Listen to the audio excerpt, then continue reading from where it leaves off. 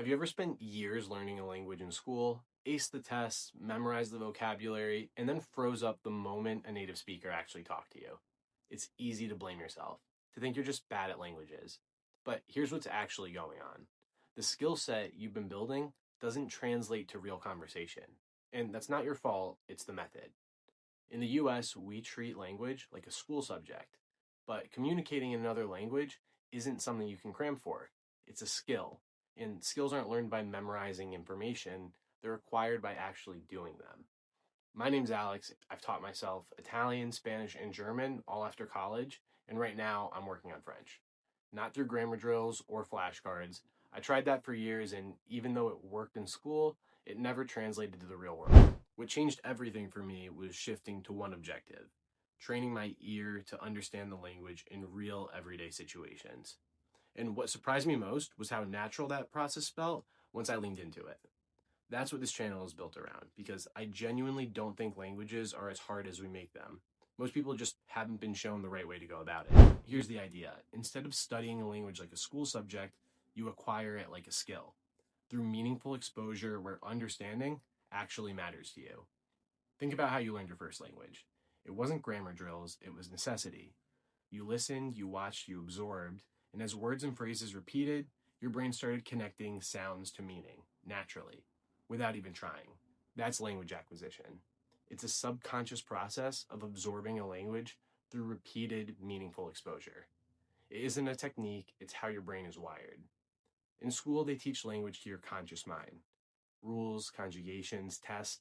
They talk about the language instead of letting your brain get used to using it. It's like trying to learn a sport by reading the rule book instead of stepping onto the field. Here's the way to think about it. If I tell you Tom Brady has the most passing touchdowns in NFL history, that only sticks if you already know who Tom Brady is, what a touchdown is, what the NFL is. If you don't, it's just noise. But for every piece of context you already have, the new information becomes dramatically easier to hold on to. Languages work the same way. Trying to memorize a word list before you've heard those words in context is like trying to memorize stats in a sport you've never watched. And here's the thing about fluency: most of your communication in your first language is subconscious. Have you ever been mid conversation, completely rambling? You don't even know where you're going next, and yet your grammar was still perfect.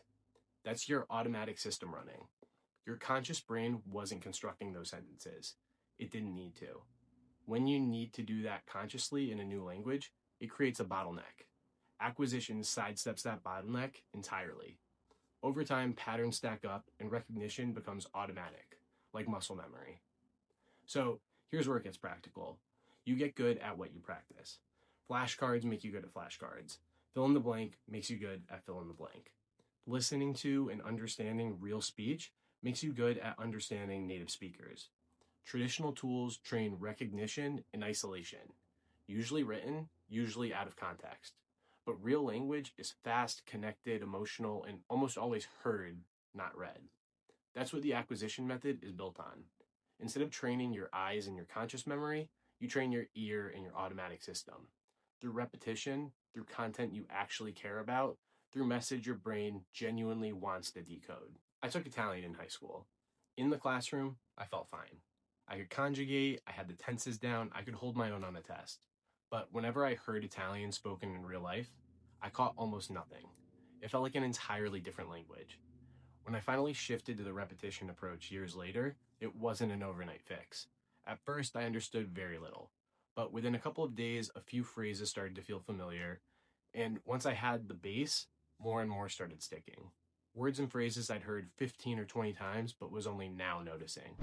It's like your brain focuses on whatever problem's directly in front of it. When you start, that's just getting the general idea. Once that's comfortable, it starts picking up individual sentences, then individual words, then the subtleties a native speaker would catch. That's the power of repetition. It sounds simple, but unbelievably effective. For today, I just wanted to draw the line between studying language and acquiring one. Those are two different things, and most people have only tried one of them.